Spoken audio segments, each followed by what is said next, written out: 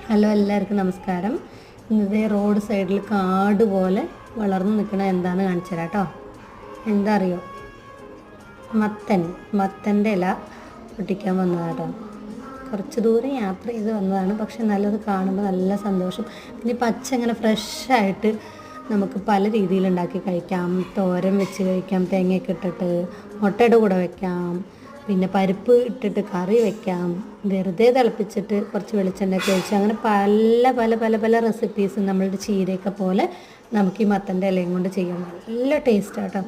ഇത് മരുന്നൊന്നും അടിക്കാതെ വെറുതെ റോഡ് സൈഡിൽ വളർന്ന് നിൽക്കണ സാധനം. അതുകൊണ്ട് ഭയങ്കര ഹെൽത്തി ആയിട്ടുള്ളൊരു സാധനമാണേ.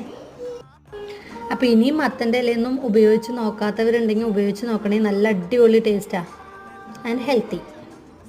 പിന്നെ കുട്ടി കുട്ടി മത്തൻ ഇഷ്ടം പോലെ ഉണ്ടായി നിൽക്കുന്നുണ്ട് കേട്ടോ. നമ്മൾ അതൊന്നും അധികം ശ്രദ്ധിച്ചില്ല. അടുത്ത പ്രാവശ്യം വരുമ്പോൾ എടുക്കാം.